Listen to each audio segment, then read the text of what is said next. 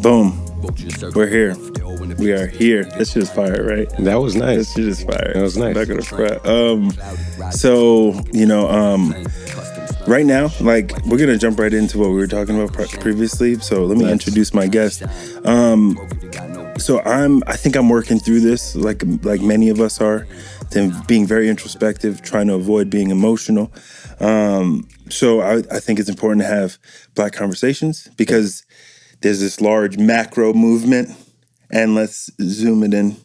Let's speak to each other. So today he's done this podcast before with the group setting, but we have a activist, advocate, cannabis mentor, Anthony Avalos.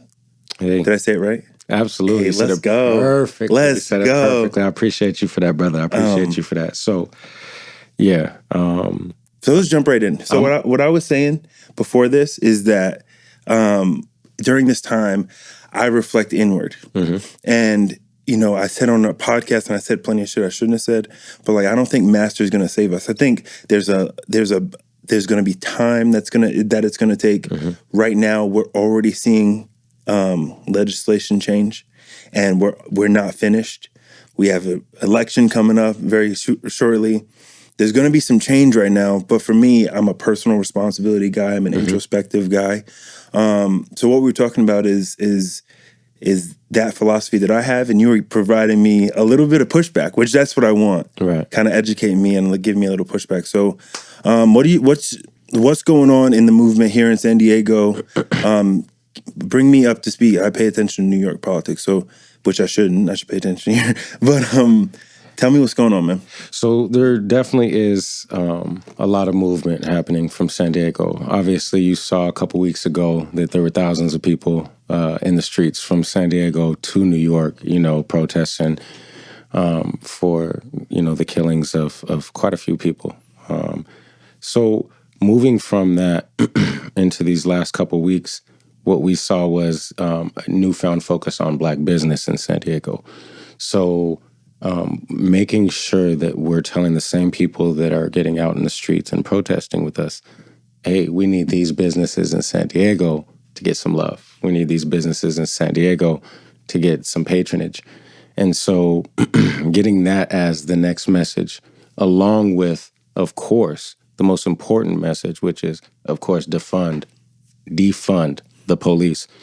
I think with those things, you did see the Juneteenth celebration at Balboa Park, and then the subsequent day, the protests for, again, George Floyd, Breonna Taylor, as well as for the hundreds and hundreds of men, women, and children that are currently being detained in cages in ICE centers.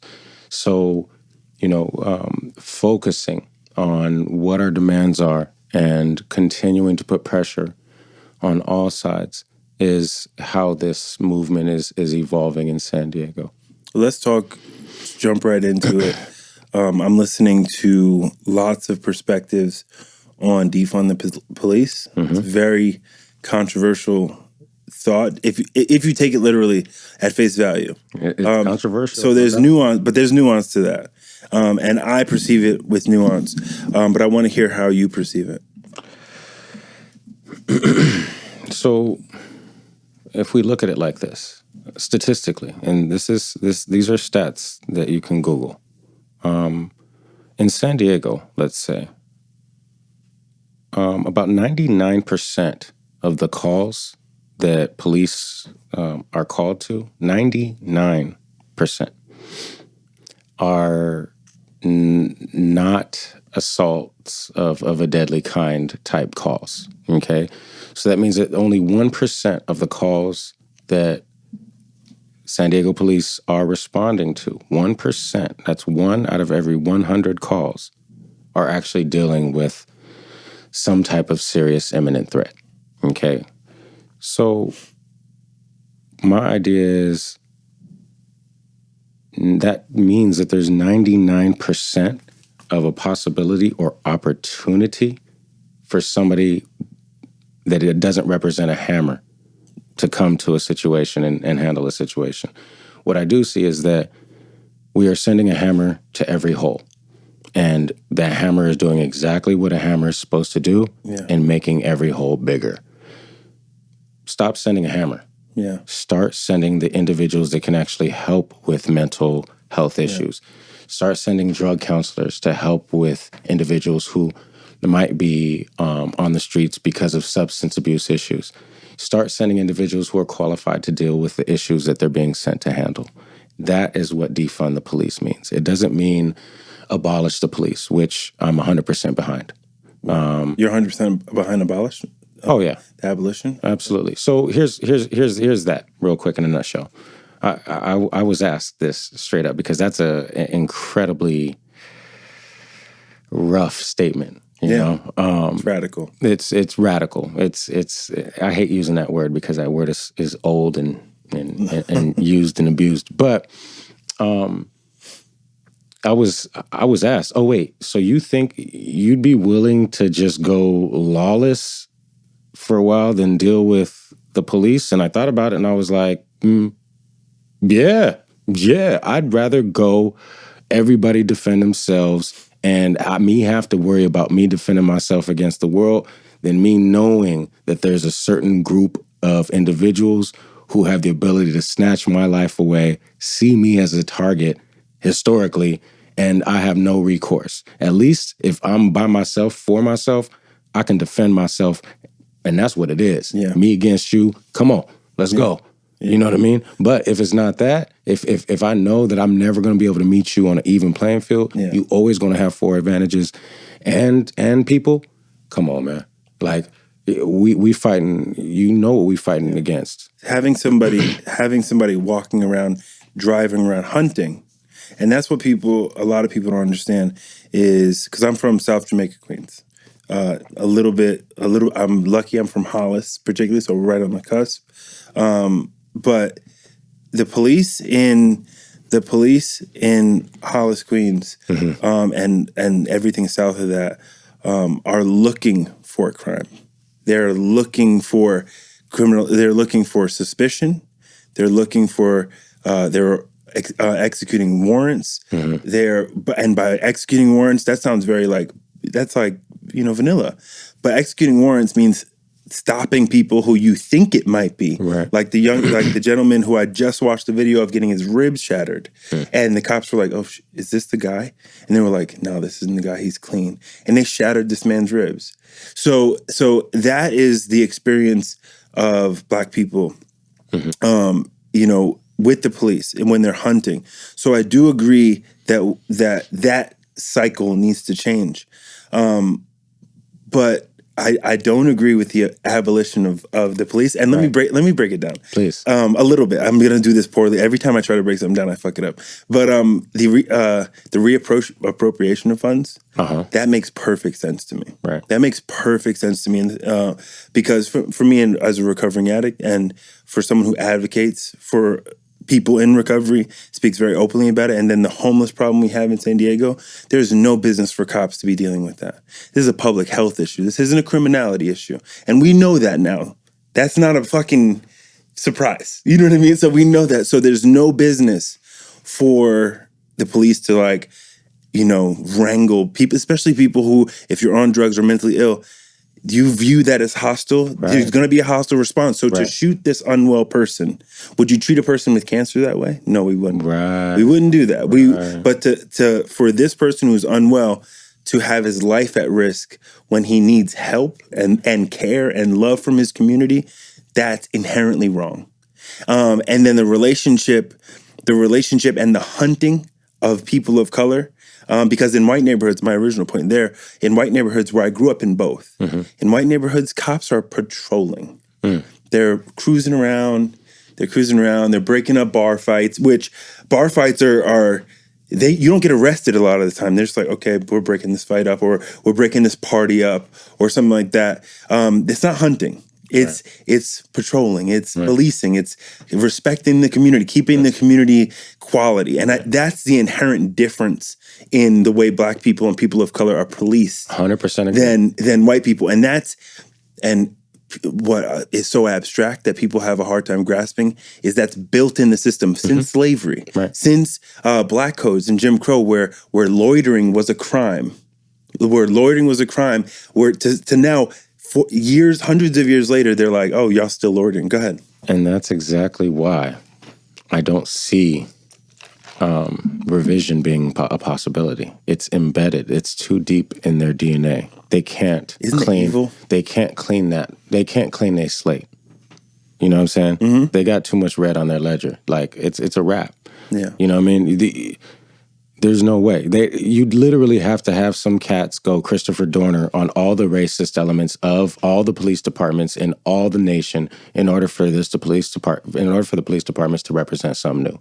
You'd literally have to have Chris Dorner's just going ham on racist cops. Yeah. Straight up and down the ranks. Yeah. Like if that happened, then I'd be like, all right, I can see some revision. But you still have individuals who are very comfortable putting their hands in their pocket while they squeeze the life out of your body. Absolutely. You know what I'm saying? See, so with that, because that element is so prevalent, you know what I'm saying? We got to look at the size of the beast, right? Mm-hmm. Now, penicillin will work if you got a small infection, but if you have sepsis, you know what I'm saying? A little penicillin, pill probably ain't gonna save your life. Yeah. You know what I mean? And so what I'm saying is that penicillin pill is right now being offered to a patient that is our police department that has sepsis.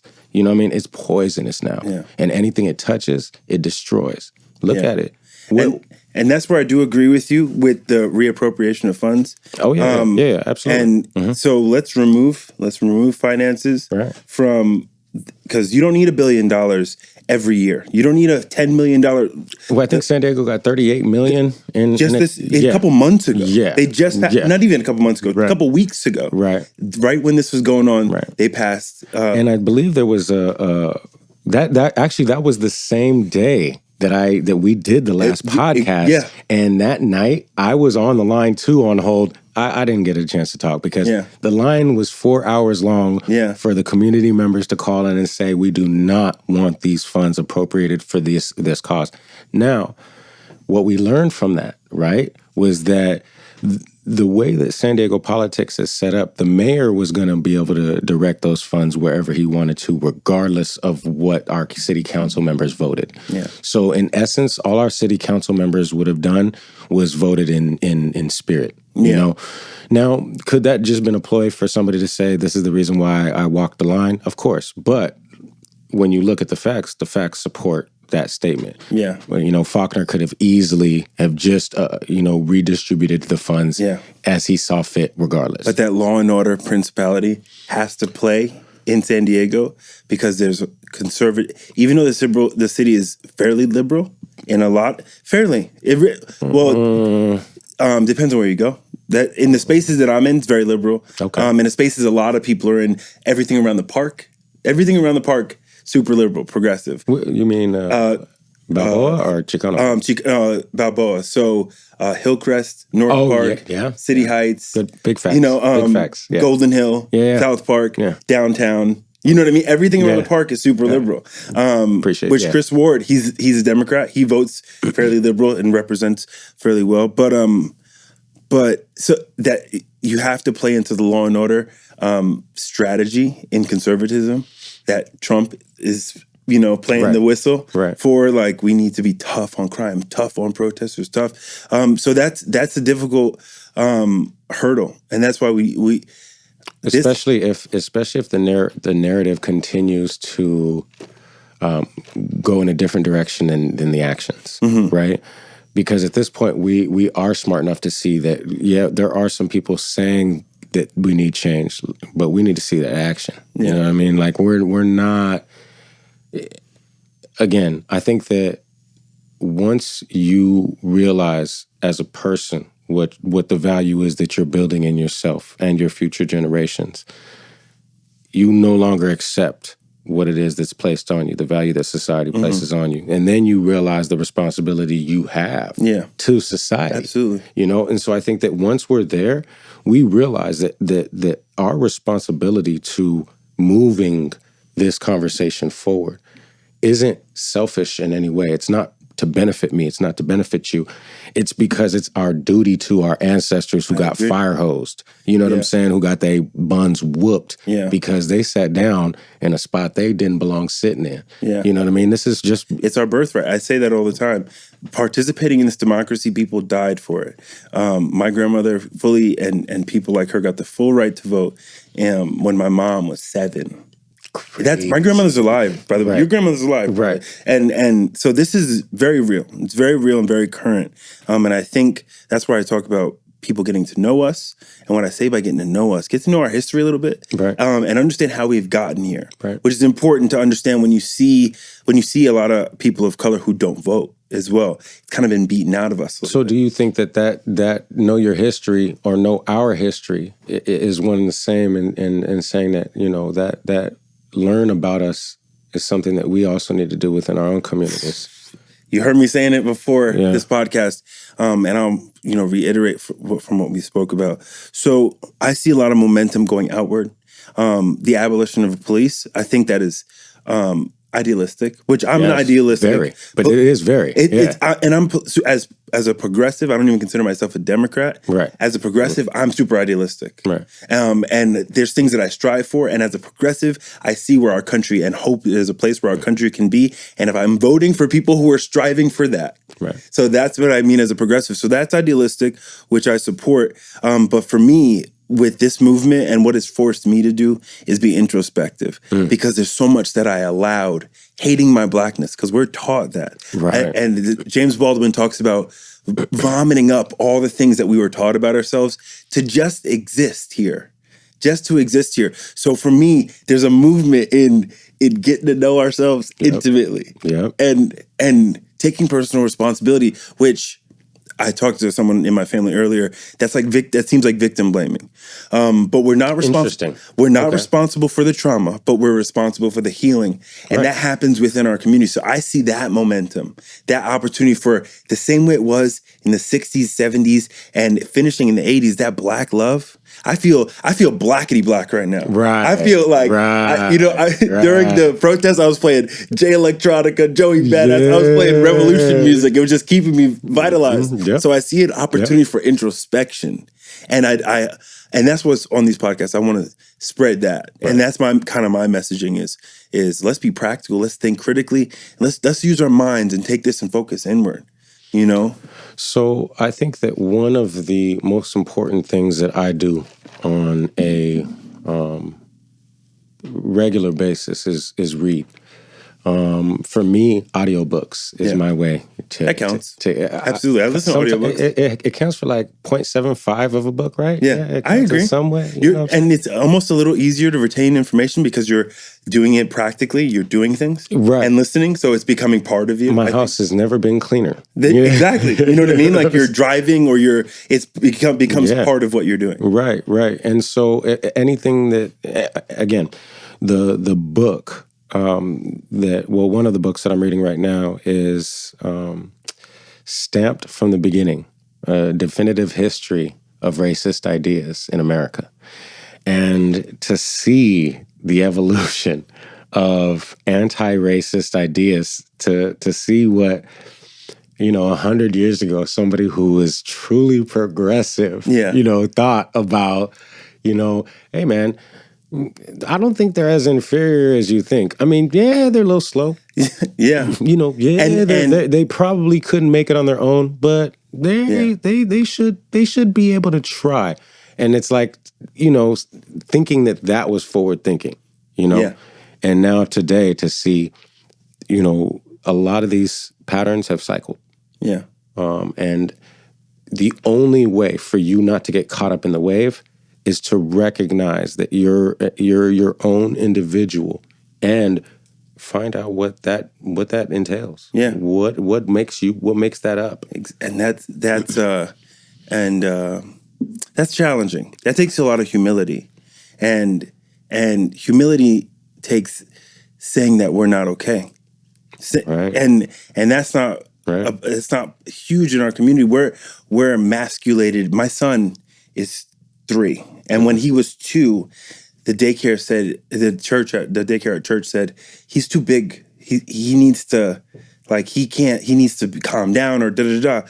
And they made him older than he was already. At 2, he's not allowed to be 2. And hey, lady, he's 2. You learn how to manage with him. Right. I'm not saying I don't, but like, you are dealing with 2-year-olds. He's a variation of a 2-year-old, but they already made him 3 or 4. Right. Which part of that expectations. Like, the expectations. So my mom explained to me, she was like, Eric, by 4th grade, she's like, Eric, you're big. You know, people think you're older than you are. We're you know, so it's in our culture to be, I'm fine or I'm tough. And I think that goes into and I know it goes into our cultural hostility, and we're on alert. But in order to do that healing and to be introspective, we have to be willing to say there is trauma here. Right. And that's challenging, man. Well, I think that you just did it and did it beautifully. You know, I think that having the conversation, getting comfortable with being uncomfortable is something that if you look at it as a marginalized people, we've been practicing that our whole lives. Yeah. You know what I mean? We just got to shift the discomfort. Shift the discomfort to be in a place of your own head when analyzing oneself. And come with this thought. This changed everything for me. When I realized that there was no thought inside my mind that was so precious that it couldn't withstand scrutiny. Yeah. That changed everything, because then it wasn't me being a collection of my ideas. Yeah. It was me, Anthony Avalos, being an individual who was holding on to ideas as if they were dogs walking around me. Yeah. Now, if you're walking a 500 dogs, right, and somebody walks up and is like, oh, well, yo, that one dog is a little bit ugly, you gonna look and be like, yeah, you're right, that dog is kind of ugly. But when that comes to our beliefs, when it comes to thoughts that we have that we feel are core values, and somebody questions that, all of a sudden, it's personal. You questioning me. Yeah. Well, no, they're questioning the idea that you believe in. And so once you can detach yourself from the ideas and say, these are ideas that I hold because I think that they're valuable.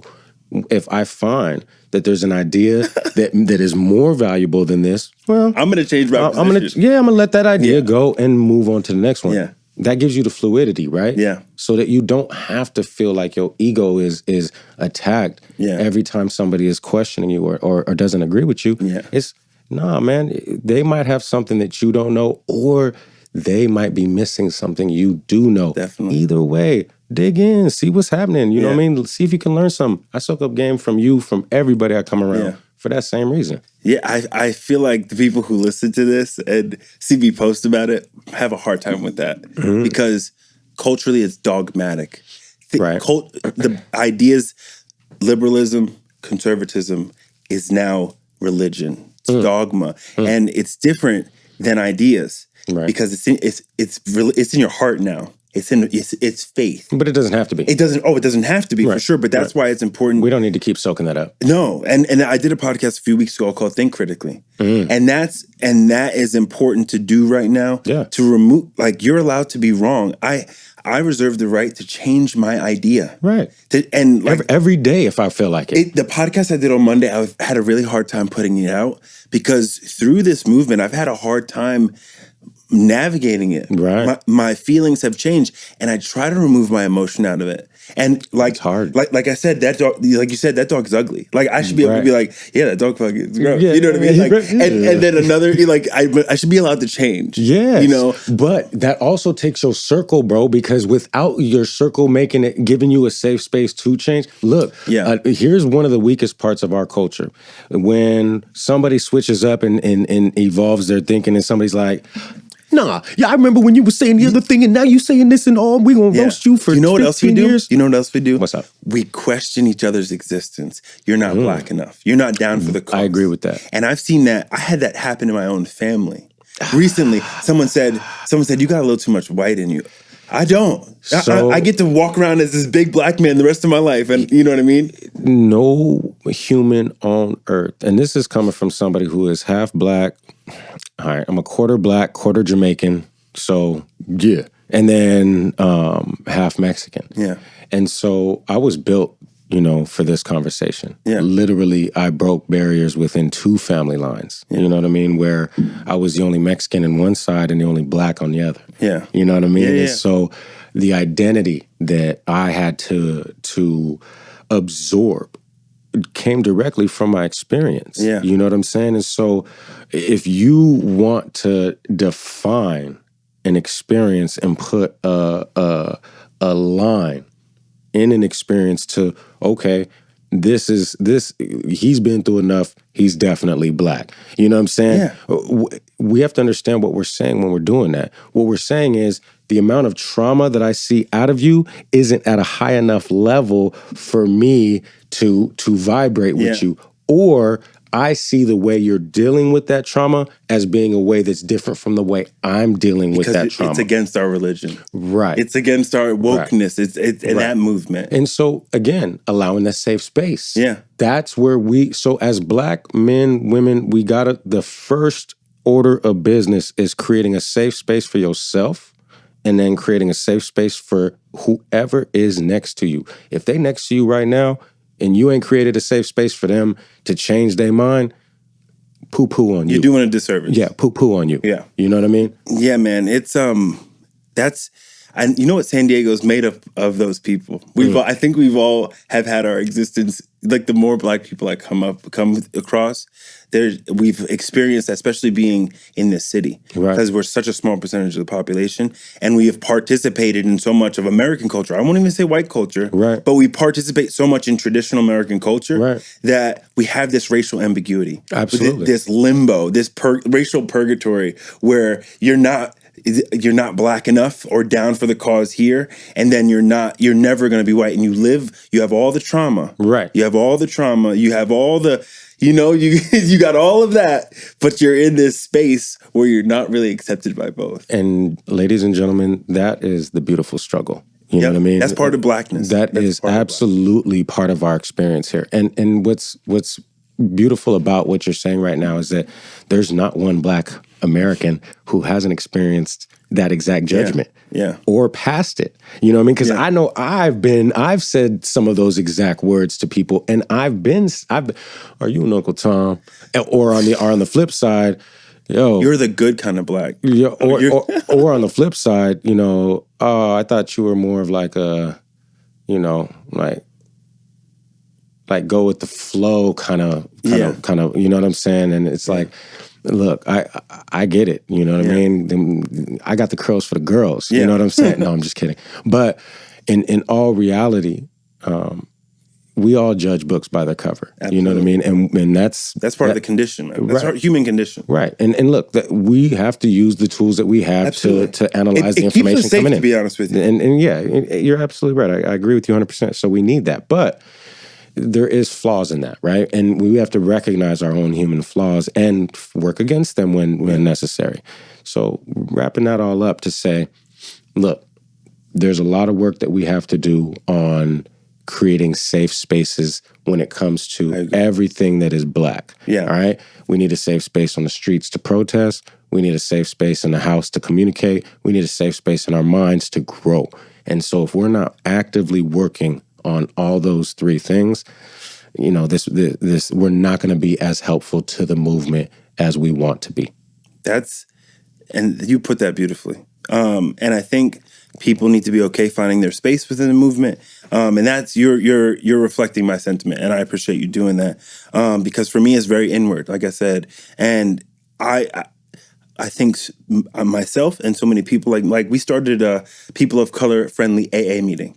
Mm. And that's a safe space for us to be as brown as we want to be in AA, because in AA I'll be the only Black person speak, and I don't want to share this because it's divisive, or I can't. No one will. I do it because I don't give a fuck. But there's people who won't tell parts of their story because nobody will understand or vibe with that, and they'll think they will.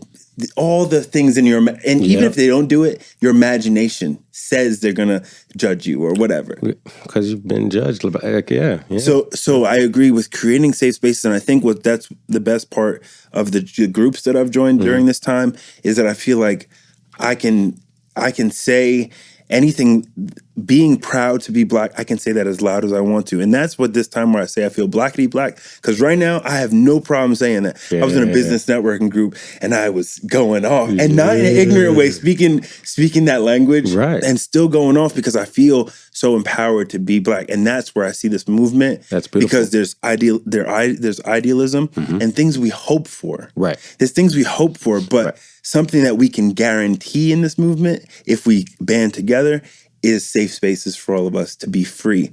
And especially here in San Diego, we're so small in the population. We need to be together and free. Right. And not question each other or judge each other or you're this, you're that. And that's where I see the momentum going, or I hope the momentum goes. Well, and it can, right? There are elements that we haven't talked about that we're not going to have time to really dig into that we're going to need to make that work. And one of the primary elements is, of course, economics, right? Yeah, because a feeling will dissipate quickly if your belly's empty. Yeah. You know what I'm saying? People got things to worry about. Right. And life, unfortunately, 2020 is not, is not slowing down. No, so not at all. I think that, with a lot of these individuals who had, kind of built a step, to step up and develop Black businesses, a lot of those small businesses are the ones that are absolutely getting destroyed by COVID. I think it's 40% of Black businesses are on the verge of closing.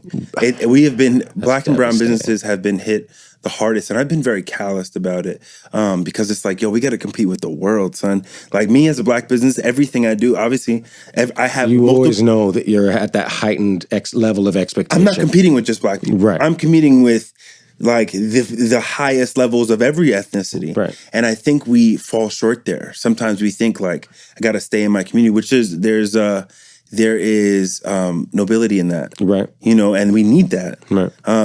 But the point, we are getting fucked in this time, and it's hard to be connected when you're going out of business. Go ahead. It is. And so what we have to look at, right, are some of the options moving forward. Now, for me, being a cannabis equity advocate, we can get into that. I feel that is a avenue. Yeah. Right. And it's an avenue that is very underutilized. Definitely. You mentioned 50%.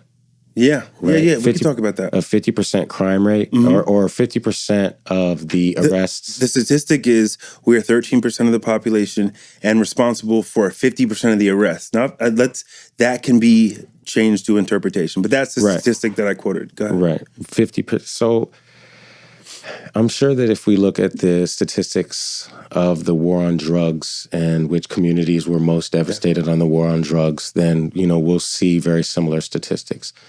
My thought is this. We recognize right now that there is no Black representation in cannabis right now. There's very few cannabis brands. I think there's maybe 2 Black-owned cannabis dispensaries in the state of California, none in San Diego. So there's a lot of opportunity for growth, right? But that starts with us creating those foundational components, right? So when it comes to what can we do inside the Black community, what can we do inside the brown community, what can we do inside these communities that are underserved? Well, what I would say is everybody who is looking to get active, follow Nipsey Hussle. Yeah. Follow his blueprint. Because what Nipsey Hussle did in LA is something that we need to do in every city in the United States. Now, how we leverage finances and things of that nature that's gonna be discipline. Case by case. We need discipline. Well, I think it's challenging. We need discipline, and we also need to continue to put pressure because for the first time, companies are actually saying, "Yeah, we recognize that." There's some weird stuff going on here. You know what I mean? Someone said, companies are addressing race like black people just came out. Yeah. we're new. Like we just popped out. And that's what I say to people is like, you were in on the heist. Now you don't like your cut. Like, you know what I mean? Like you knew what was going on. You heard us say it. Now it's popular, and you have to say it. Right. If you don't say it, your business is gonna get attacked, or your CEO is out of here. Right. And why not? Oh, let's go. Let's leverage. Why not? I feel that pressure right now needs to continue. Definitely. We're finally getting. A friend of mine. He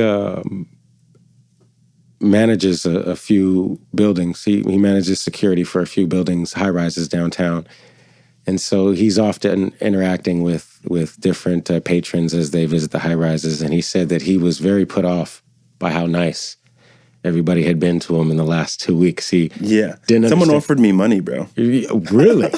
Yeah. He was like, people just were saying hi to me for no reason. Yeah. Like, just, hey, how's it going today? He was like, it made me uncomfortable. And I said, yeah, that's what happens when somebody who was treated less than equal for their whole lives and then starts being treated as an equal. That's what happens. It feels weird at first. Yeah, it feels weird, yeah. You're not used to people looking at you and saying, hey, I see you. I acknowledge your presence. Yeah. I hope you have a good one. You're not used to that. So get used to that, because that's something we all need to be used to. That's the pendulum of wokeness, which it becomes, I'm a bit of a contrarian and a little bit of independent thinker, or a lot of it of an independent thinker. Talk about it. And the pendulum of wokeness, right now it's so woke. People are going hard in the pain. It's like, hey, take it easy. Take it easy a little bit. Do you think that that's a direct reaction to the Trumpians? Absolutely. And that's what I'm saying. The pendulum is, because people say 2020 was awful. 2020 has been challenging with thing after thing, but this is 3.5 years of a Trump presidency culminating. This is piss poor leadership. This is administration change. This is racist and inflammatory remarks. This is constant barrage of controversy. Right. And now if this was and this is where the Joe Biden argument is reasonable, even though I'm not a supporter. I want business as usual. Right now, let's have business as usual, and then we'll work from this. But I don't want to work from this place behind the 8 ball, because right now we're behind the 8 ball. Things have gotten worse for so many people. I agree. And they'll argue and say, but the economy. Right? But then you look at someone's values, like, you're willing to co-sign this shit? What kind of person are you? And now that's why it's so challenging, because this is the first time, because when Bush was president, you could say you're an asshole, or Bush is an asshole. But now you're like, yo, this is, you accept those values? Right. You're going, anyway. I think that with that, though, we have to remove our emotion from that conversation now. Mm-hmm. We have to start being okay with seeing people that we didn't think were racist putting a flag on the racist side. For sure. If they saying some kind of okey doke, what about this? I don't know about the looting and the... Oh. Word. Gotcha. I see you. Yeah. Yeah. It's not, again, we're back to that. We're past... I'm not here to convince you, bro. You letting me know in the smallest way that my life does not matter. I'm not going to sit here and try to convince you that it does. I think people, my in-laws are conservative. Trump conservatives. So it's a very delicate dance. It's mental gymnastics, because the thing is, it's very good for me, because I have to learn how to play chess, because I can't get emotional. Because if I get emotional, then it's because you're white. Oh, your argument's over. Right. No one's gonna give that credit. But that's the thing with the Trump thing, is because it's so. I would ask any Trump supporter, who knew me, would I have to die for you to stop supporting? Yeah. And if I did die, would you make sure and that you? Yeah, I need you. I need you on the front. You need to cut your rubber bullet to the forehead, because you and they face so much behind me dying. Like, if you're still supporting Trump, again, I get it. That's family ties, and that's a delicate dance. But if you're still supporting Trump at this stage, me and you are enemies. We're not. I don't want to talk to you. I don't want to converse with you. I want you to stay away from me, because I see you as a threat to my life. and that's why you coming on here is important, because that is a perspective. That's an absolutely valid perspective, because I said earlier this week, master's not going to save us, and there's certain we have to take. Mm-hmm. We have to take. You know who else does that in a different way? A lot of Asian cultures, a lot of Chinese cultures. They say, "Oh, okay, you're going to treat us like shit, and we don't give a fuck if you treat us. We're going to take your land. We're going to in every major city we have a fucking stronghold, and we're going to take it." That's beautiful. And it's beautiful. It's cold-blooded. You got to be like, oh, shit. Yeah, much props. Much props for all the Koreatowns and all of them. And I love it. And they make it theirs, too. They're like, this is ours. Man. We're not advertising for you or nothing. Put the script up and everything. And look, y'all, why shouldn't we celebrate that?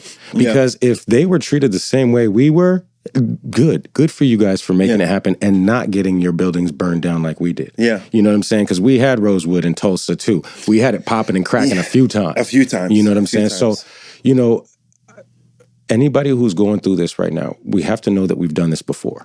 We've woken up before. Yeah. We've gotten together before. We've organized before. We've joined our economics before, and they've burned it down multiple times.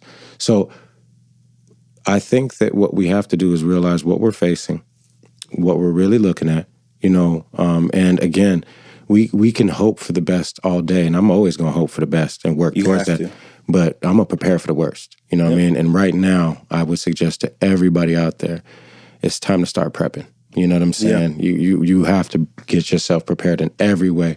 And that means, if you do want to pursue education, pursue your education. Yeah. You know what I'm saying?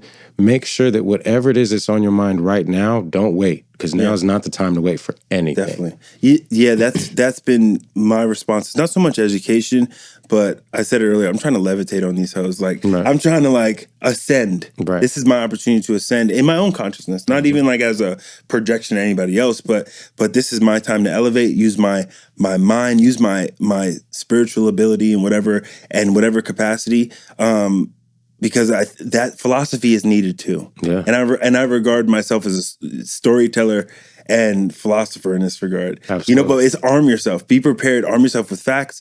Arm yourself with self-knowledge. Right. Arm yourself with health. Yeah. Exactly. Arm yourself with health. Right. Arm yourself with mental and emotional empowerment. Peace of mind. Peace of that. In my seeking of life, that's all I've ever sought. Right. And this momentum. Right. This momentum is easing some racial peace. I'm not feeling emotionally racially charged. I'm feeling, intellectually empowered by this movement.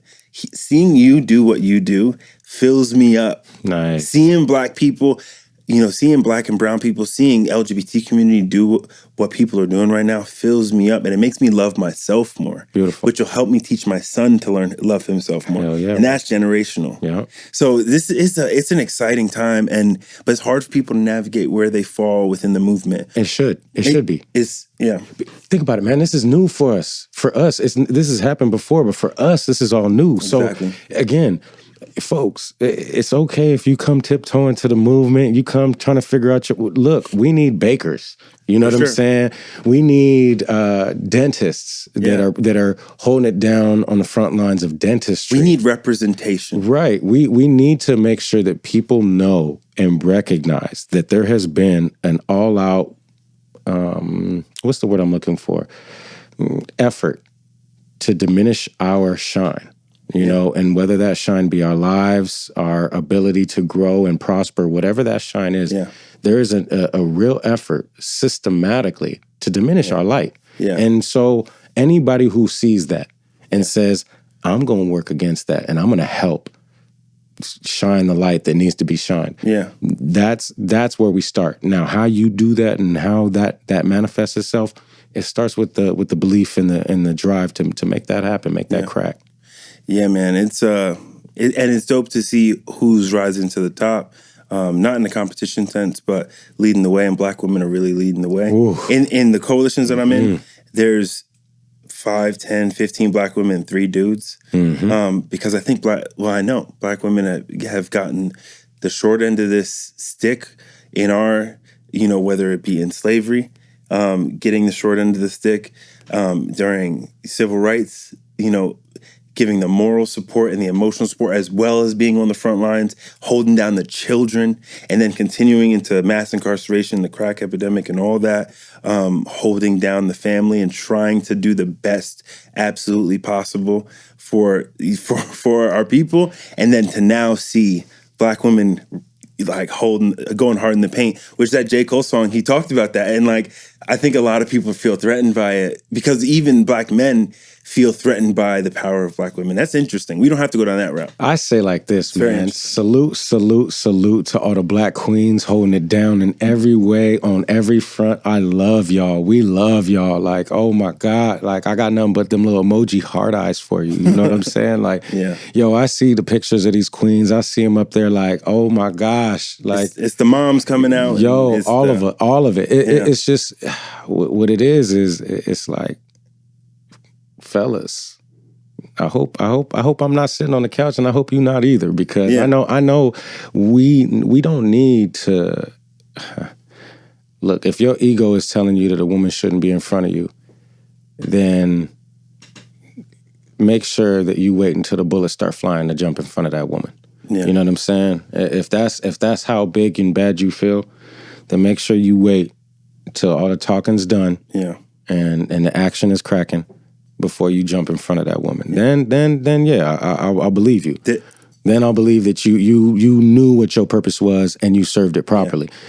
Anything other than that, get out our way. Get out their way. Get out of it. Definitely. You know, it's like for me, it's like sit down. I need to sit down.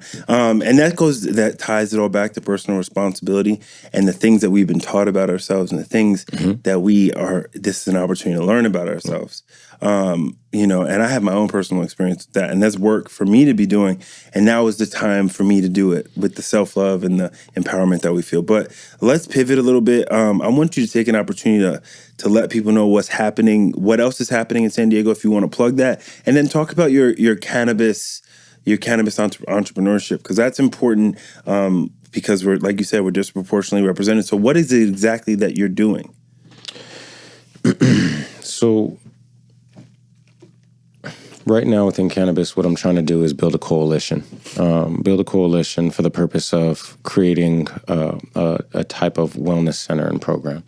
All right, the idea is, again, follow the NIP blueprint, and whatever pieces from our community, you know what I mean, that can come together to kind of form that Voltron. Definitely. The Derek Banks and different individuals of the community, that's what I see as being the future. And that's where my attention is currently in building those elements out, making sure that I know exactly what steps are necessary and who can get those steps taken care of.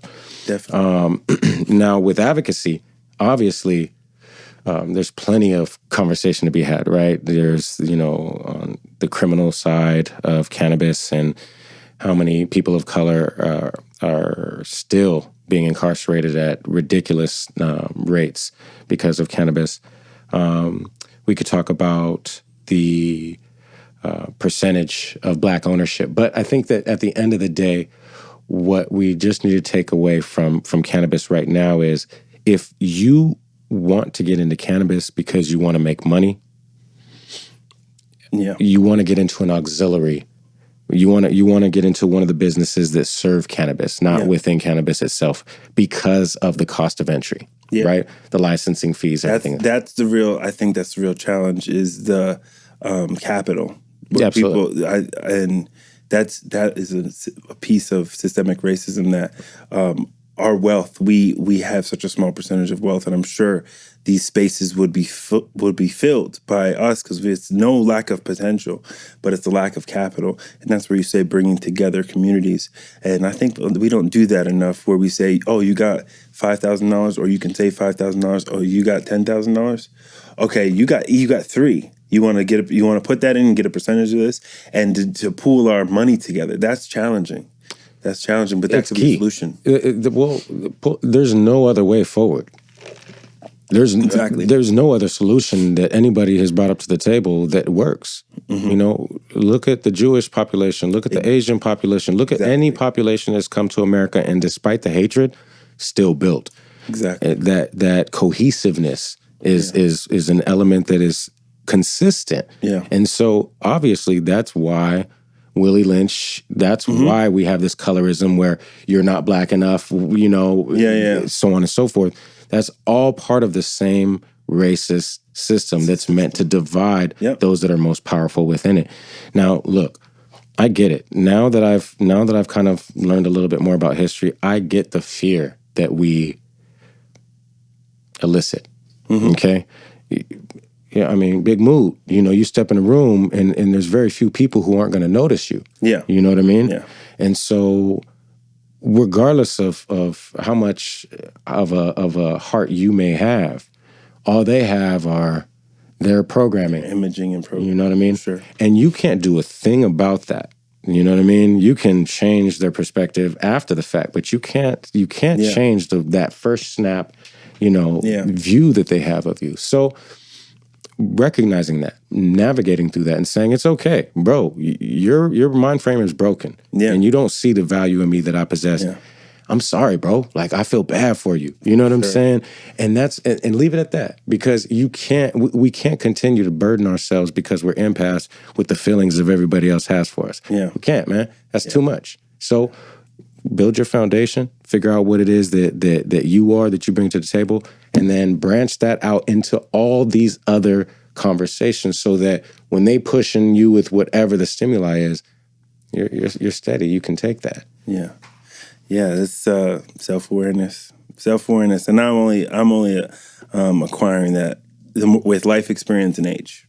I'm only acquiring, like, spending less time worrying about what people think of me. I worry about that every third month. Nice. You know what I mean? Like, nice. It used to be every minute month. of every day. Right. You know what I mean? Like, but like every third month, I'd be like, what are people thinking about me? You know what I mean? Like, so they say that there's actually a part of your brain that is responsible for that, and it's the largest when we're in our teens, and it gets smaller as we get older. That's why old people don't give a fuck. My mom says that. She's like, I wasted my whole life. She's like, I don't give a fuck. Yeah, so as we get older, we're going to care less and less about what people think. You know what I'm saying? That's just a part of aging. And it is a release, right? It's like a relief almost, like we're not burdened by that anymore. It is. But at that point, our moral compass has to kick in even higher, because at that point, because we don't care what other people think, wherever our moral compass is where it's going to stay. For sure. So, you know, we got to make sure that we're in alignment too, so that we're not, you know, a Trump when we get old. You know what I'm saying? Fully unaware of himself. Isn't that weird?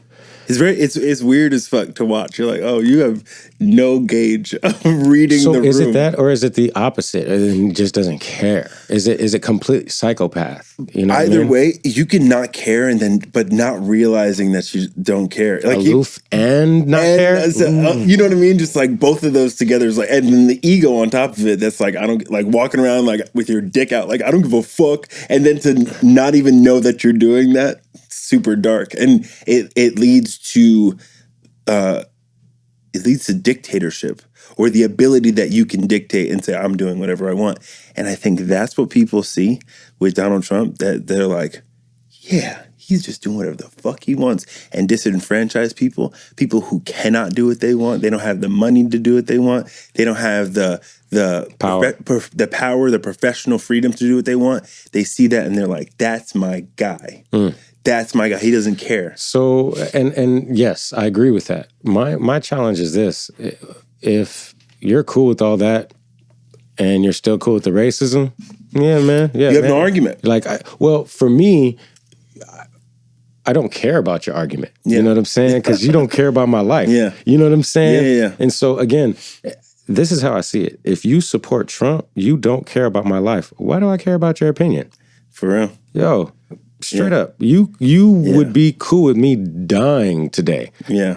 I'm cool on listening to you tomorrow or yesterday. Like, get out of here, kid. Here's a lollipop. And that's the thing. Like, we're meant to pacify ourselves. We're expected to pacify ourselves in the sense that, like, you can have those values that are completely contrarian to my values and completely inflammatory. You can have those values, and I still have to tiptoe to be in your world. And that's the reality, right? But I think that right now that's changing. I think that right now, again, the pressure that you're saying to continue to put on, is one that can make it so that we don't have to tiptoe anymore. You know, we don't have to share that reality where we're consistently diminishing our reality to make others' reality more comfortable with our existence. And now it's, you know, I think that whites are telling us they get it. They understand. There's some real things to atone for. Yeah. And, you know, the conversation about abolishing the police, the conversation about defunding the police, and the conversation about reparations, all that is a conversation that's not going anywhere. I would suggest to all my white allies start discussing with your fellow counterparts the real elements of defunding the police, abolishing the police, and who's moving in that direction and why. Yeah. Because while we have to do work on self, and hopefully we're doing that every night, every day, we still got to be hitting it. Definitely. I think I agree. And that pendulum, 3.5 years of this bullshit, and now we're having time with this. We got to keep the pendulum up there, right? At least till November. You know what I mean? At least to get this out. And when we get to November, hopefully it settles and it's a little more. I don't know, man. I'm worried. I'm really worried about November, bro. What are your worries? My worry is that Biden isn't nearly as good of a candidate as Hillary was, and Hillary lost. I agree, but I think this with and I don't know if anybody noticed this, but with this movement happening the month before Pride, if we play this right, and we're strategic and we mobilize, we can use the Pride advocacy and use the LGBT community as allies, which I have a hard time wrapping my head around why Asian people, Latino people, and LGBT people, and all the people, the other, why are we not together? I didn't know we weren't. We have numbers together. We have in concert. We have power, and right now we may feel like we are, but there's times where I feel like, and if you talk to a lot of Asian people, and if you know, like I listen to podcasts that are, the hosts are all Asian, everybody on the podcast, and there's like in Korean culture, Black people are at the bottom of the list. You know what I mean? And white people obviously are like, there's other Asian people, and white people are up there too, and to Latino people, my boy Benny talked about it on here. He said, Latino people, are we ready to address this, this racism that is throughout the Latino community? Because Black people, there's hints of, of that. On the East Coast, you have Dominicans who for years, my entire life would say, I'm not Black. I'm not Black. Like, and you don't understand the history of the Dominican Republic. You don't understand. You know what I mean? Like have nappier hair than you talking about I'm not Black. Yeah, it's I'm hoping that we can take that momentum, collaborate, and coalition with our LGBT brothers and sisters, which I have some representatives from that community here in San Diego coming on next week. But together with that momentum, we can get it to November and at least settle the pendulum, at least settle it, and there'll be more acceptance. And then we have leverage to start enacting our demands. So my thought is this. I definitely understand the theory, right? Which is just the theory. We want to moderate the message so that it doesn't push the far right too far in the other direction, wanting to balance it out. I understand that completely. And that's where something like abolish the police could become problematic, because then on the flip side, it would be, no, these guys they want lawlessness. Instead, let's triple the police. Yeah, exactly. Well, that was navigated for... I got something even worse than that. What if they actually do abolish the police? We actually do get the programs that we want that actually do help the community. What happens to all those trained individuals who have all those guns and those tanks now? Yeah. What do they do? Radical. You know what I mean? Because think about it. What can a police officer do after 10, 15 years of just beating on Black people? Yeah. What are you qualified for? Yeah, yeah. You know what I mean? Yeah. So think about it. If we do really abolish the police department, we're going to have a bunch of trained and, halfway armed individuals who are angry. Yeah. You know what I mean? So, and these are individuals who already have a propensity to beat up people who are weaker and Blacker than them. You know what I'm saying? So, yeah, there's levels to everything, right? But again, that's the game we're in. So knowing that this is what's happening, knowing that this is what we're up against, there's no half stepping for me. Like my position is one that, from what I've seen and experienced, there's certain things that I can be flexible on, and certain things that I cannot. I feel you. You know what I mean? Again, that's for other people to be flexible on. You know what I'm saying? Like, if they have the ability to meet somebody halfway where they're at. I have to. Right. I don't. You know don't. If you don't, then, and you need that. Right. Like, you have to have both. I think that is important. And that's the thing. I think people have a hard time, especially white people have a hard time with this, that this is such a nuanced issue, and there's so many pieces of this that are abstract, that are intangible, tangible internally, tangible consciously, but not like this table. And people have a really hard time with that. And in this space, you need philosophy and intellect. You need assertiveness and taking and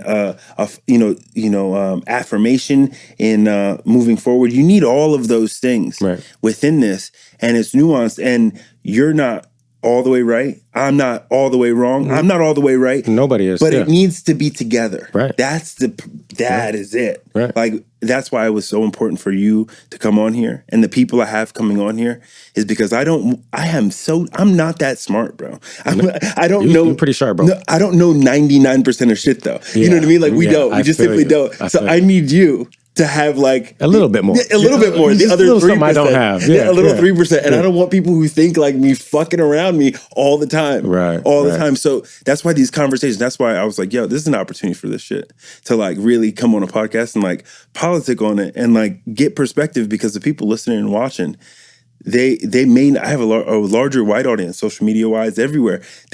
They're very outside. They're in the bubble outside of this. So now, so hearing me probably is going to rock some folks' world. Good though. And so, for those people who are getting their socks rocked off, hopefully they didn't fly too far. Hopefully they're just in the same room. You can just grab them right now. But that was me. The fact is that what I'm speaking to is an experience that is very difficult to articulate. It's very difficult to, like you said, describe something that doesn't have a physical form, which is the Black experience. But I will say this, the reason why us in our own community do challenge each other and each other's Blackness is because of what I said earlier. It really is your trauma match my trauma? Does your anger match my anger? Trauma porn. Right. Trauma and so porn. I think that, for us, that's our way of internally discussing our trauma. We don't realize it yet because we have our self-work to do, but that's where that really comes from. Now, that's not to say that certain statements couldn't be triggers. Yeah. So going back to the conversation you had where we're talking about white and Blackness, you know what I mean? Or you're not Black enough or whatever.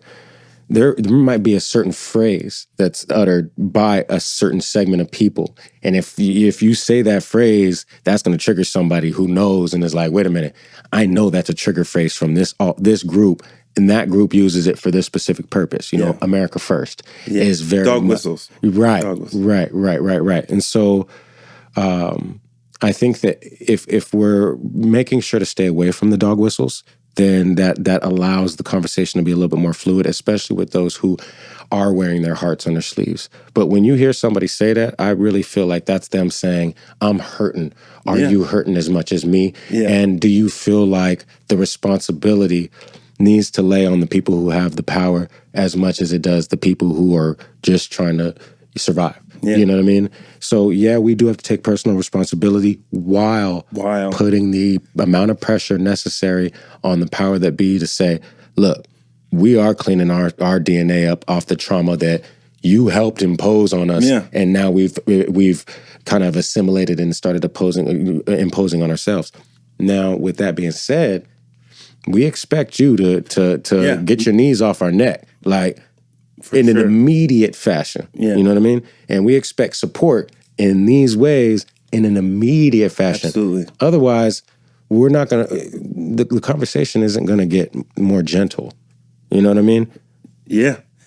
Yeah, but that's a perfect way to wrap this shit up. Thank you. Because that's important. I want your sentiment reflected. And I want an opportunity for you to do what you do and explain what you do. Important thing you said is while in addition to, like, because what I'm talking about is very passive and internal. Right. But while that is happening, you need to be doing the fuck what you need to do. And that's what makes it so much because you're working while you're doing that's still work. Yeah. The passive work, the internal work is still work. Yeah. That's not vacation time. Takes bandwidth. Yeah. So you're burning the candle at both ends on this. You know what I mean? And nobody's saying you're not. This is not easy work. You know what I mean? What me and you are talking about right now is taking people from sheep to kings. Yeah. You know what I mean? They implement both of these. They're, like you said, they're going to be levitating on these hoes. Yeah. You know what I'm saying?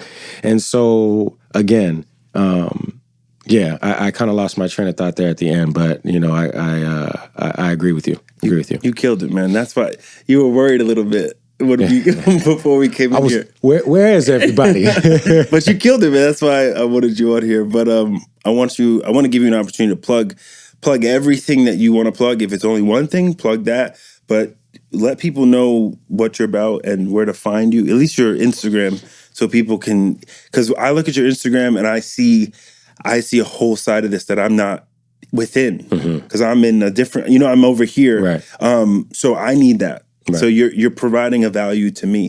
So plug your Instagram so at least people can see an insight into your school of thought and the school of thought that you're a proponent of.